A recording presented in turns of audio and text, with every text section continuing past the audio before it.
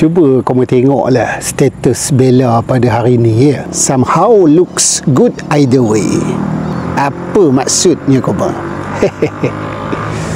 Ini mungkinlah bila netizen memperkatakan bahawa ada sedikit isu lah dalam hubungan mereka ni bila adanya dikatakan orang ketiga yang membabitkan juga Mak Syed Saddiq. Jadi bila Bella tulis macam ni lah, dia sebenarnya memberikan gambaran ambiguity yang positif, ketidaktentuan yang positif. Maksudnya apa? Bella ni dia terima je.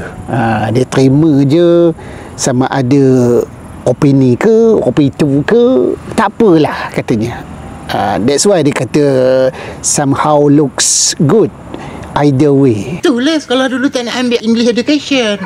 Dalam situasi yang berbeza ni, apa mana pun semuanya menarik katanya, semuanya positif. Baguslah kopi tu ya. Mungkin juga ini merupakan satu status yang di-up oleh Bella untuk menenangkan keadaan. Dia tak naklah kecoh-kecoh ya.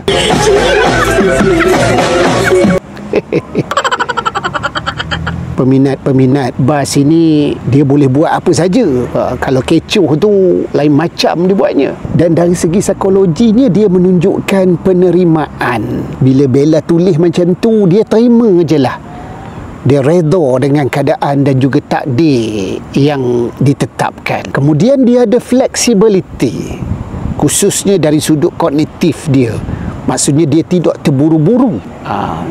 Banyak benda yang dia fikirkan. Dan mungkin juga dia ni tak nak kelihatan macam tegah sangat lah, serius sangat. Jadi peminat-peminat bas ni pun kena ikut macam mana kenyataan Bella ni. Usahlah serius menu. Bawa bersabar Dan apa yang di-up oleh Bella pada hari ni juga menunjukkan bahawa yang dia sendiri pun tak tahu mana satu pilihan yang baik. Memang betul lah. Kalau bab jodoh ni pun mana kita tahu betul tak? Itu semua ketentuan Tuhan. Jadi walau macam mana pun, kalau betul lah YB Syed Saddiq ni dah ada orang lain, dia terima je. Itu menunjukkan status dia macam tu. Dia tak kisah.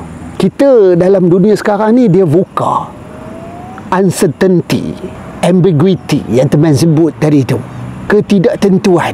Jadi cara yang terbaiknya untuk kita bertindak balas kepada sesuatu yang tak tentu ini ialah kita kena tolerance dengan ambiguity.